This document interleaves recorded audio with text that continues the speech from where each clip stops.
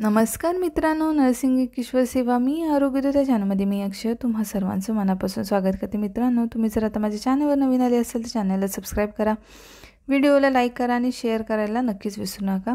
तर आजच्या व्हिडिओमध्ये आपण बघणार आहोत CSF मेंदूमज्जाद्रव ॲनाटॉमी फिजिओलॉजीमधला हा इम्पॉर्टंट क्वेश्चन ANM स्टुडंटसाठी आणि GNM फर्स्ट इयर स्टुडंटसाठी हा इम्पॉर्टंट आहे। तर कधी कधी मेंदूमज्जाद्रवाचे अभिसरणाची म्हणजे आकृती काढून थोडक्यात माहिती लिहा हा प्रश्न असतो। तर आपण बघूया। तर ही अभिसरणाची आकृती आहे ही तुम्हाला काढावी लागते मेंदूमज्जाद्रवाची, कारण तुम्हाला जे तुम्ही डायग्राम काढणार त्याला 2 मार्क्स असतात आणि बाकीचे एक्सप्लेनेशनला 3 मार्क्स। तर अशा प्रकारे हे तुम्हाला ड्रॉइंग काढायची आहे। ठीक आहे, मेंदूमज्जा तुम्हाला जमेल तशा कंडिशनमध्ये काढा, कारण अभिसरणाची ड्रॉइंग काढावीच लागते। त्यानंतर आता आपण माहिती बघूया। तर मेंदूमज्जाद्रव म्हणजे काय? तर मेंदूमज्जाद्रव हे प्रत्येक वेंट्रिकलच्या भिंतीमधील अस्तर ज्या ठिकाणी अतिशय तलम असते अशा ठिकाणी असलेल्या केशवाहिन्यांच्या जाळ्यामधून तयार होते। मेंदूमज्जाद्रव हे काय होते? तर प्रत्येक वेंट्रिकलच्या भिंतीतील अस्तर ज्या ठिकाणी अतिशय तलम असते अशा ठिकाणी असलेल्या केशवाहिन्यांच्या जाळ्यामधून तयार होते। या केशवाहिन्यांच्या जाळ्याला कोराइड फ्लेक्स असे म्हणतात। अभिसरण कसं होतं? तर दोन्ही लॅटरल वेंट्रिकल्समध्ये CSF हे इंटरवेंट्रिक्युलर फोरामेनामधून थर्ड वेंट्रिकलमध्ये येते। तेथून मध्यमेंदूतील जलवाहिनी ॲडिक्वेट ऑफ मिडब्रेनमधून फोर्थ वेंट्रिकलमध्ये येते। तेथून चौथ्या वेंट्रिकलच्या छताला असलेल्या 2 छिद्रातून सब ॲर्कोनाइड स्पेसमधून संपूर्ण मेंदू आणि मज्जारज्जूभोवती फिरते। तसेच चौथ्या वेंट्रिकलमधून मज्जारज्जूमधील पोकळीतही जाते। त्यानंतर सब ॲर्कोनाइड मेटरमधील केशवाहिन्यांमध्ये ते पुनःशोषित होते आणि वर सांगितल्याप्रमाणे व्हीनस सायनेसिसमधील अशुद्ध रक्तात सोडले जाते। तर अशा प्रकारे आपल्याला होतं अभिसरण। म्हणजे काय होतं? तर दोन्ही लेटरल वेंट्रिकलमध्ये CSF इंटरवेंट्रिक्युलर फोरामेनमधून थर्ड वेंट्रिकलमध्ये येते। दोन्ही जे लेटरल वेंट्रिकलमधून CSF इंटरवेंट्रिक्युलर फोरामेनमधून थर्ड वेंट्रिकलमध्ये येते। तेथून मग मध्यमेंदूमधील जलवाहिनी जी ॲडिक्वेट ऑफ ॲडिक्वेट ऑफ मिडब्रेनमधून फोर्थ वेंट्रिकलमध्ये यायला म्हणजे येते ती।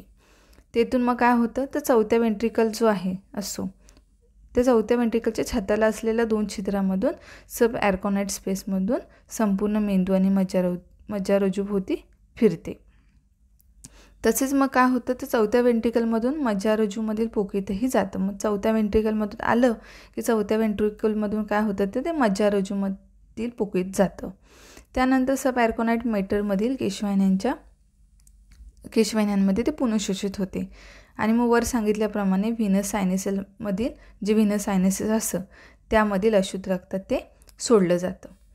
तर मग हे मेंदूमज्जाद्रव आहे हे आपण म्हणू शकतो वेंट्रिकलच्या भिंतीतले अस्तर ज्या ठिकाणी तुम्हाला डेफिनेशन लिहायचं आहे। तर तिथे लिहिताना कसं लिहायचं तुम्ही? तर मेंदूमज्जाद्रवाची निर्मिती असं करायचं आहे।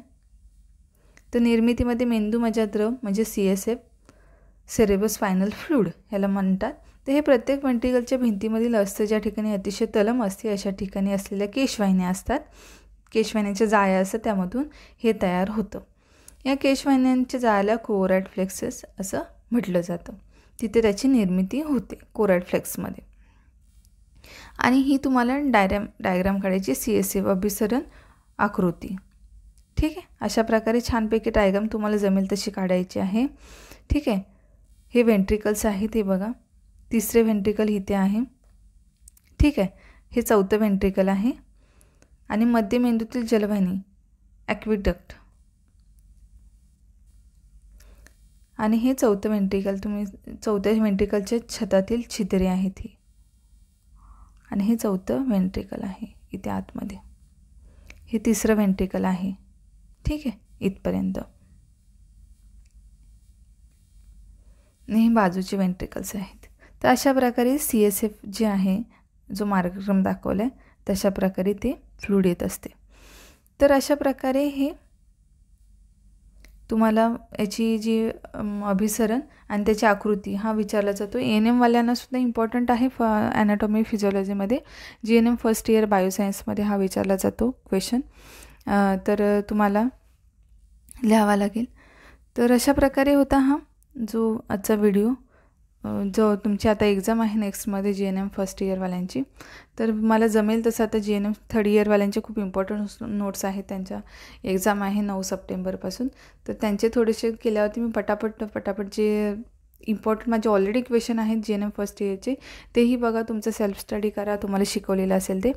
आणि भेटू आपण लवकर पुढच्या व्हिडिओमध्ये. तोपर्यंत काळजी घ्या, मस्त राहा, स्वस्त राहा. धन्यवाद.